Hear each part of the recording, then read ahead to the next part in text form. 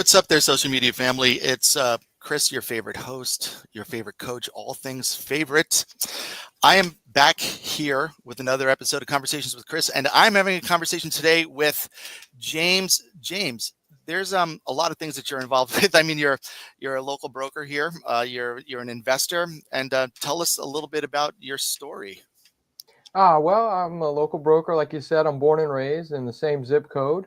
I live in a place called Briny Breezes. I grew up right over the bridge in Chapel Hill, born at Bethesda Hospital. My family's been in Boynton for over 70 years, and my mom was a banker, so she financed a lot of the new construction that went on in Boynton, nothing like what's going on now. I also have a real estate school online, so I do real estate online as well for helping people get their licenses, continuing education, and advanced training in negotiations, communications, and facilitation of real estate transactions. I love what I do. I love where I live.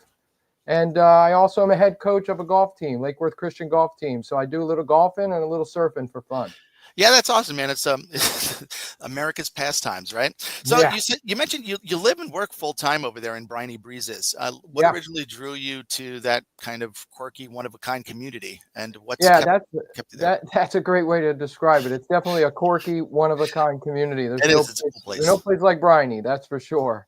I surf. My whole life I've been surfing and love the beach. And Briny's always been just very attractive because it's one of the most affordable places where you can live in a freestanding structure on the A1A side of the bridge, anywhere in Palm Beach County. And, we have our own marina. We have waterfront property, oceanfront property, an oceanfront clubhouse. Everybody drives around on golf carts. I mean, I was able to raise my kids here. There's just no place like Briny, honestly. And it's always been somewhere where I wanted to live. And I was able to do it about 14 years ago. And I've been here ever since. And I wouldn't change it for the world. It's a beautiful community, beautiful lifestyle, and just something that I just really enjoy. I mean, I get on my golf cart and show real estate, man. How can you beat it? Yeah, I dig it. And it's we always go by there on the boat, and I always said, man, I don't know anybody that lives there, but now I do, and it's pretty cool that we were Yeah. able to meet. So tell us about how you got started in real estate. I mean, was there a defining moment that made you say, this is it, this is what I'm meant to do? Yeah, definitely. Always been in sales. So my family owned a retail rollerblading shop in downtown Delray called Inline Heaven Skate Shop. So I always was in sales since I'm very young. I was selling retail for the family. And, I got into selling cars when I was 18. And then I started doing video work for the dealership and then expanded the video work. So I did virtual tours, videos, websites for car dealerships and real estate professionals. And then I just started noticing how real estate professionals were, selling properties with the tools that I was providing them with. And it just was something I said, man, I'm going to get my license and go out and try to sell real estate. I did that for about a year and a half, 2 years, and decided I'm going to get my broker's license and combine the services that I've been providing for so long, my sales capabilities and my virtual tours, websites, photography, video work, and help build a brokerage. And that's kind of what I did and been doing it ever since. That's awesome. And here you are, and you're investing, and that's another thing that we share is this affinity for using video in your business. Yeah. I mean, is that how you've been able to get the Briny Breezes story out there? I mean, a lot of people never heard of it. How would you describe it in one sentence and in one story? The Briny Breezes story, or how I got into Briny Breezes? Both. Well, one sentence isn't going to be enough, but yeah, Sure. the Briny Breezes story is an amazing story. And yes, my video work has been a big way of me getting the story out there, especially to people locally that have known about Briny Breezes, but not really understood the opportunity and the lifestyle that this community affords people that purchase in here. It is a rather large investment for a mobile home, but I don't really sell mobile homes. The mobile homes come for free with the property. I sell a lifestyle, a location, and really a one-of-a-kind opportunity into purchase into a property that owns 43 acres, ocean intercoastal. At some point, this property will be redeveloped and purchased. And when that happens, the shareholders of Briny Breezes stand to make a tremendous amount of money because this is going to be $1 billion transaction when this Sure. property sells.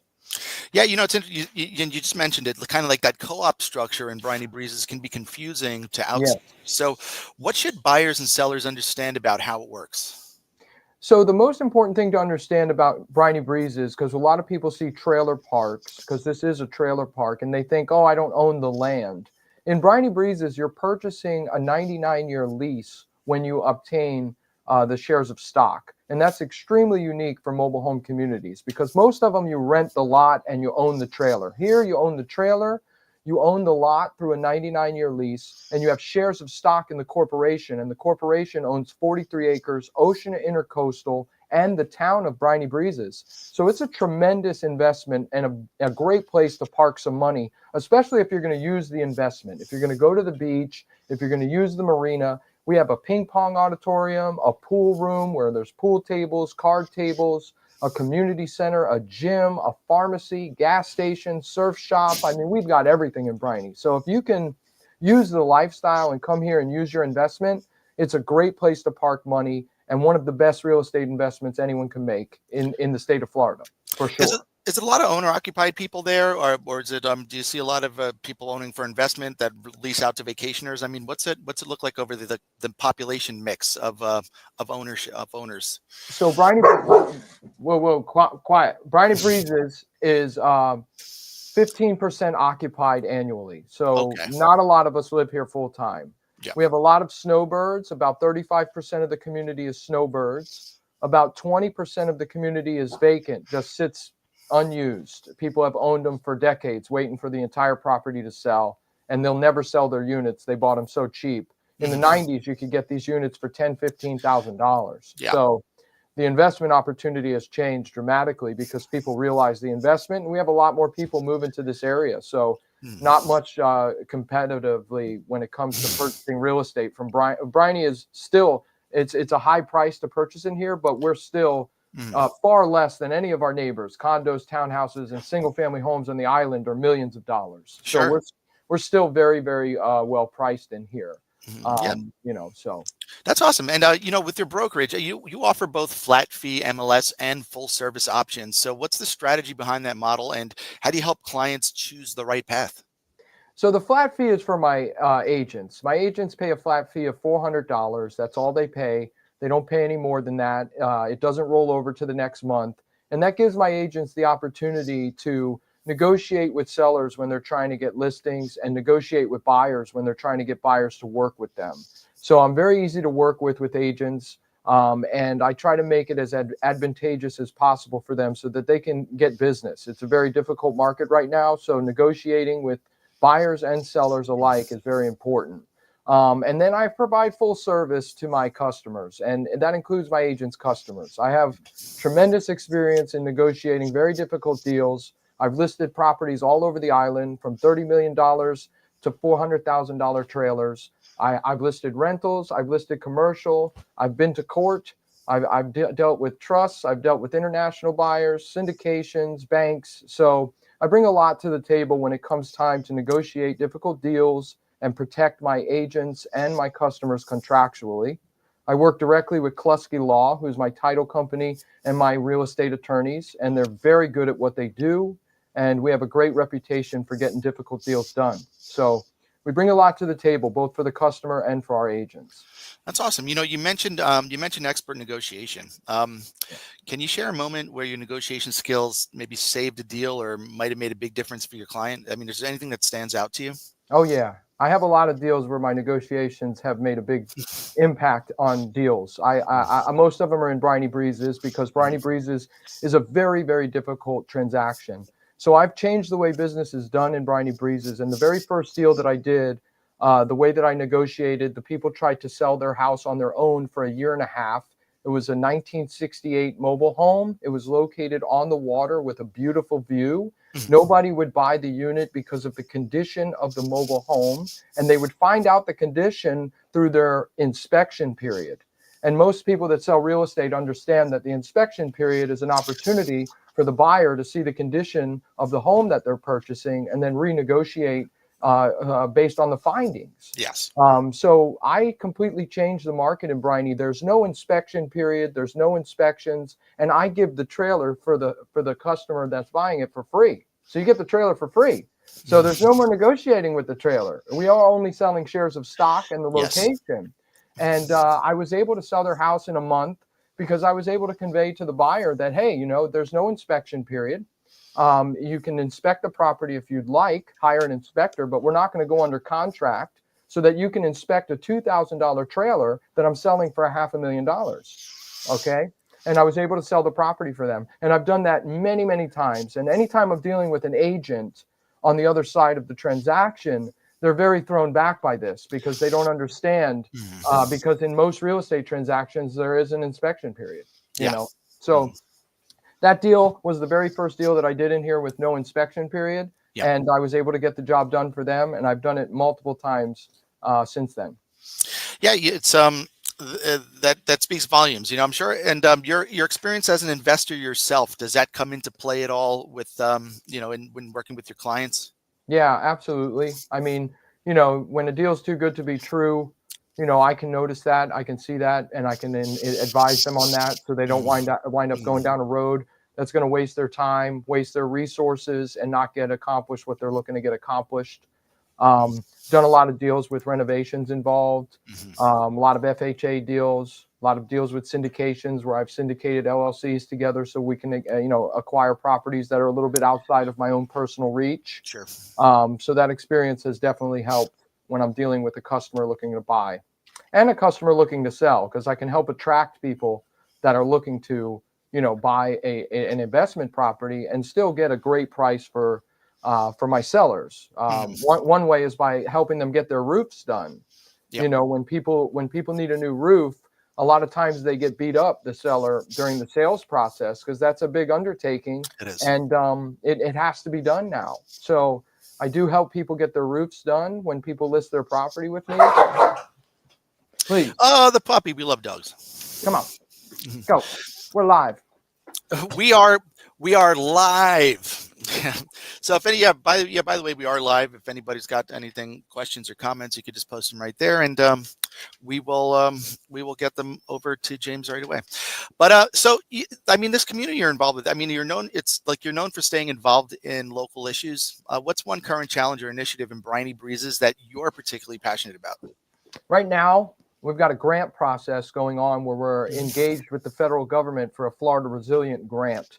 I've been strongly against this because it involves the redoing of our seawalls, and it is a monumental sized project that would require the land in Briny Breezes to be elevated almost 8 feet. And I think the project is impossible for us to do. I think we're going to be on the news very soon.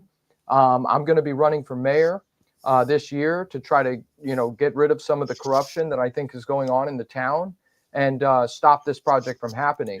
Our seawalls are in catastrophic condition, so that's made sales difficult as well in Briny. But at the same time, the only value here is the land. And, we've been here for 66 years. So when king tide comes, it topples the wall and we flood here. Sure. Everybody on the island floods, even mansions. Yeah. And we've been dealing with it for 66 years. And the nice thing about Briny is, if a catastrophic hurricane comes, I can just roll a new trailer on my property. Whereas where these mansions got to build a new mansion. Yeah. So we don't have to do anything. And I think it's important that the town and the new shareholders that are buying in here understand that the project that they're going to try to do is impossible, even if we receive the grant money, because we can't remove these trailers and bring them back. We're grandfathered in. We're subpar housing on the island. There's billionaires that are right next door to us. They don't want this trailer park here. Okay. I mean, that's it. That's the fact of the matter. We're subpar housing on the island. And we need to be very, very grateful and appreciative of this beautiful piece of property that we command. 43 acres, ocean or coastal. Donald Trump doesn't have the largest property in Palm Beach County on the island. We do. Okay. And we have it beat by almost 30 acres. Wow. So, we're a tremendous piece of property, and I've been very involved with this project. A lot of people have misunderstood my involvement, especially the elders that live in the community. because they want that free grant money because Sure. they want to save the community. But the community doesn't need saving. We're not in distress. We don't flood unless the seawalls are toppled during king tide. And that is only for a few hours, for a few weeks out of the year. Sure. And we just move our cars, hope for the best. And if the worst case scenario happens, it's $75,000 to bring a new trailer on the property. Yeah. We'll just roll another trailer on. Real simple. That's right. It sounds. I mean, look, we're no stranger to dealing with water issues here in South No. Florida, right? So, I mean, has your community? And did I hear you say you're running for mayor? Yeah, I'm going to be running for mayor this year. I've ran before in the past. Mhm. I'm going to be running for mayor, and I based my campaign last time on the same thing that I'm going to be basing my campaign on this time. I'm trying to get the Trump organization to purchase this property for their presidential library, hotel, and the first presidential township in the United States of America, Trump Town, USA. Okay. I've come up with an entire plan. I've come up with designs, how we can build this project and facilitate the traffic by using the intercoastal waterway and solar boats to get people to and from the presidential library, hotel, and township. Mhm. Okay. Part of this project is the redevelopment of a waste and water treatment center. Briny Breezes is directly connected to Boynton Beach's sewer and water. Nobody, our neighbors in Gulfstream and Ocean Ridge are on septic. So with the development of the presidential township could be a monumental environmental project, and the grant money that we could get from the state for this project could solve public issues that the EPA has been trying to solve for a decade. We're the only game in town with enough land to build this treatment center, and it can be part of the presidential township. And this would be a wonderful place for people to visit. We have 2 international airports. We have a Bright Line train stop right here. We have a great opportunity to build this here in Palm Beach County, which would raise the property values for every single person in the Tri-County area, not just Palm Beach County, and especially people on the water. So that's going to be my campaign strategy, is to run on those merits there, that we have a great opportunity and try to get Trump here to buy this property to put his presidential library. He is putting it in Palm Beach County.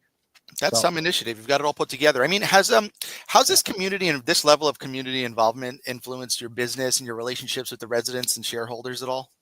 Yeah, of course. I mean, obviously, when you're in sales, there's 2 sides of the table. So a lot of people try to stay in the middle, and that's a great place to be. But I certainly have a 2-sided table. So I do have people that don't like me, and I have people that love me. It just depends on what side of the table you're on. And that's just the way it works when you're a closer. So, I'm brought in to close deals, and, it's not always a win-win situation. So sometimes people have lost, and they usually don't like that. I'm very honest. I'm very upfront with people. I'm very good at my job. I'm very savvy. So I have outmaneuvered and outpositioned myself with people. So, some people are not happy about that. Of course, I'm a Trump supporter. So we do have people in the community that are not. They prefer not to do business with me solely based on the fact that I'm a Trump supporter. So, it has been good and bad. And I think that just comes with the territory of sales. Well, at least you're authentic about it, Yes, and sir. it's Yes, sir. and it's okay. I mean, because there's a lot of salespeople out there, and I'm kind of I've been having experiences with salespeople. These salespeople that are your best friend and everything's good, then all of a sudden you don't buy from them, or and all of a sudden they disappear. So there's a lot of inauthenticity in the sales industry overall. And Absolutely. I think this is one of the things that I just totally teach against. I have a class that I do for realtors that's called the art of authenticity, right? So getting out there and just how to attract the right people by just being yourself and like what I mean, you're contributing to the world. this is very important to me too, Chris, because I'm not going nowhere. This is what I do. I do have people that hated my guts and couldn't get their property sold and sat down with me and literally have told me right to my face, I hate your position on this issue, but I need my property sold, and I need your help. And I've helped them, and I've got their property sold. I don't hold grudges against anyone. I don't judge anyone. And I'm very authentic about what I do, how I do it, and how I get the job done.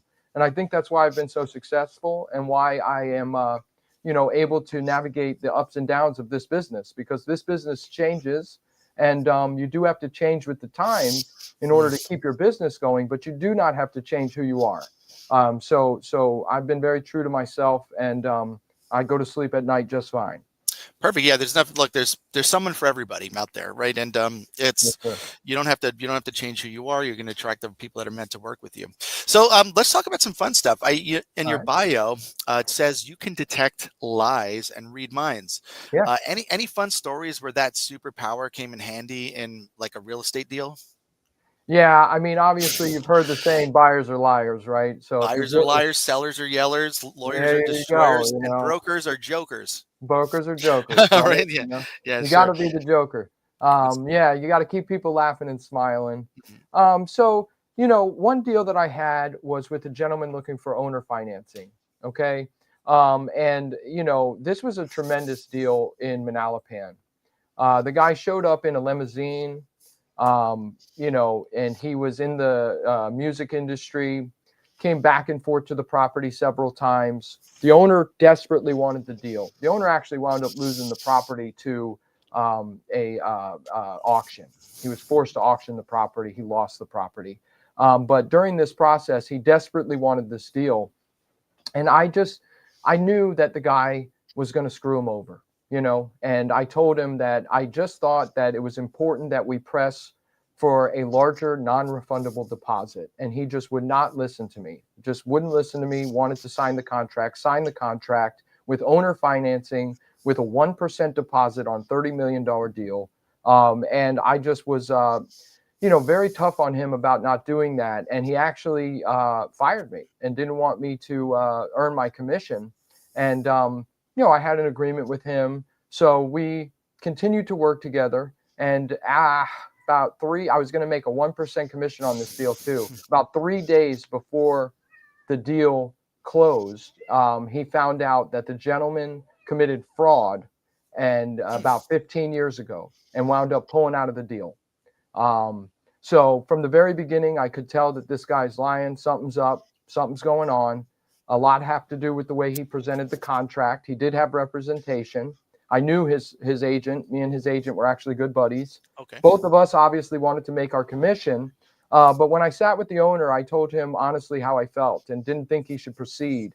And thank God he found out what he found out, because he would have lost everything. At least with the auction, he got I think wound up getting like $14 million for the property, whereas this guy would have gave him $3 million and he wouldn't have seen a dime and would have been caught up in litigation for a decade. So that was one instance that was a big hurt for me, because obviously I wanted my commission. That was a huge deal, but I stuck to what I felt and how I felt, and I wound up being right.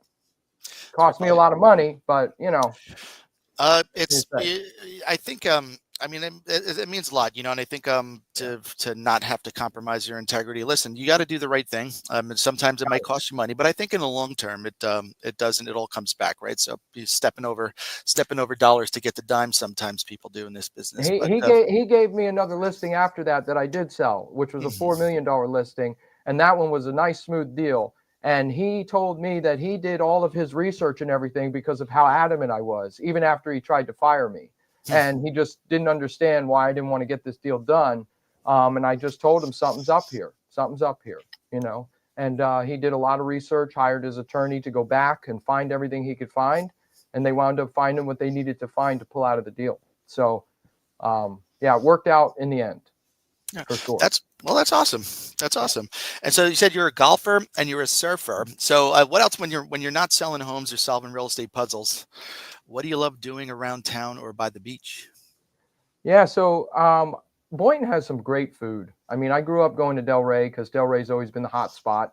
But the city of Boynton is coming back, especially in East Boynton. So I go out on my boat. I have a boat. I go out on my boat to a lot of the restaurants. I love taking my daughters out to go bar hopping. We'll go from bar to bar and have appetizer at Banana Boat, Two Sure, Georges. Two Georges, yeah. Yeah, Prime. We got Prime Kent, Banana Boat, Two Georges, Key Lime House, and Deck 84, all within a 4-mile stretch right That's right. here. So, it's great to pop around. I own a little bit of property out west with a lot of my buddies I grew up with in West Jupiter, actually, in the marsh. It's called Hungry Land. We go out there and ride and, do some shooting, do some clay shooting. Just a little bit of camping.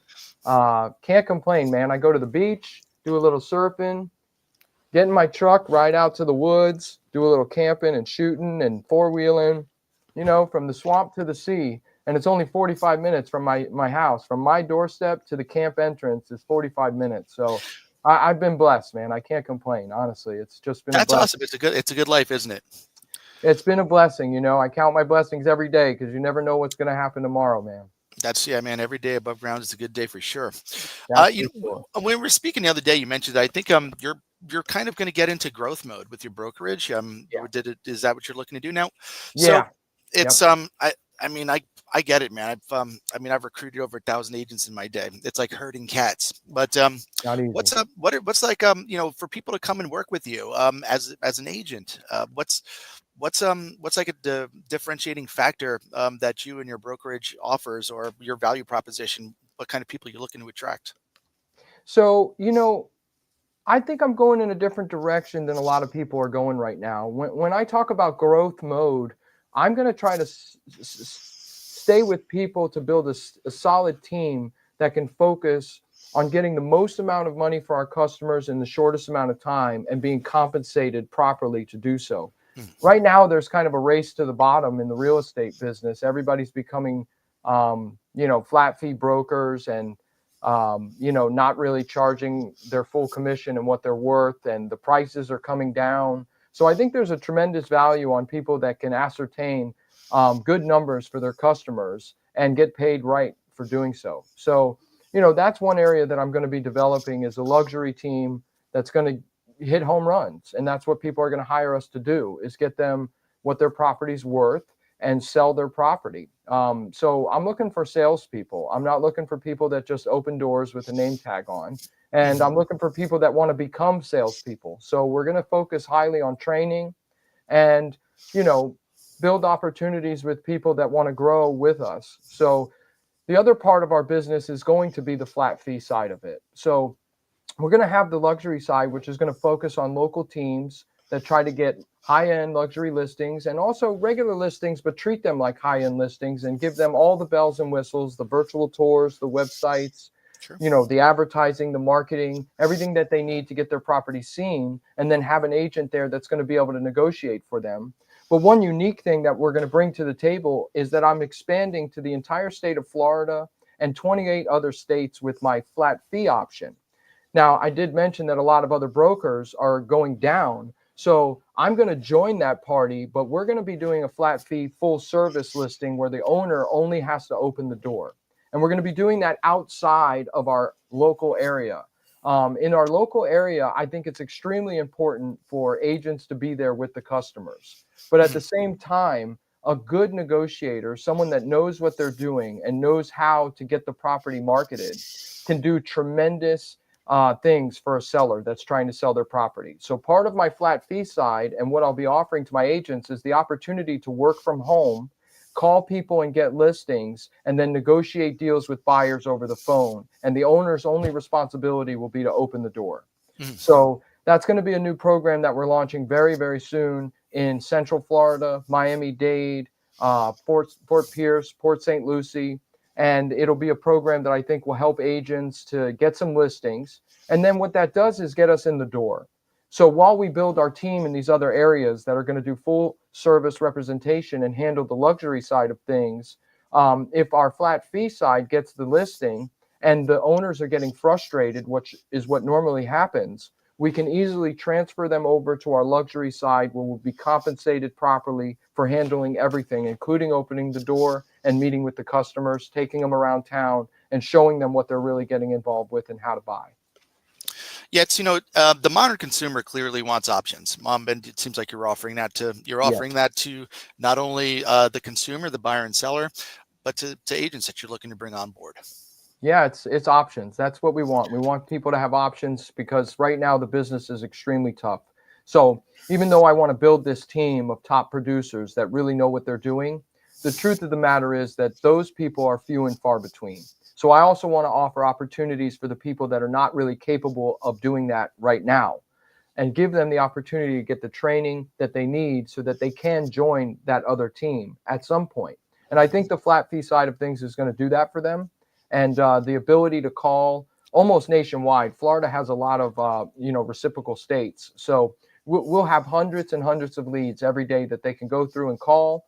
And people don't like cold calling, but I love cold calling. I think it's the best part of this business. If you can cold call and get deals, you will never go broke in this business. I got into real estate. I was pretty young. I lived in a new area. I grew up in Long Island, went to school in Manhattan. Here I was in Queens at 21 years old in real estate. Wow. I didn't know anybody that owned property. And by my third year, I said, I was running around with buyers my first 2 years. By my third year, I said, I got to get listings. And I called for sale by owners. That was how I built my business, calling for sale by owners. And I don't think it's that common anymore. But It's not. it's even it's we used to have a role play call that we did every week, and people just kind of fizzle off and stop going to that because there's the telephone is not it's a digital world we live in, and even like someone's phone rings, it's on your, like, who's this, who's calling me, or someone knocks on your door. I know in our neighborhood here, if somebody's like knocking on doors, like soliciting, people are on the Facebook page and like, there's a solicitors going door to door, salespeople or whatever, and that's like a big thing. But that used to People be are scared. that was so common back in the day. It really, I was the only thing back in the day, Yeah.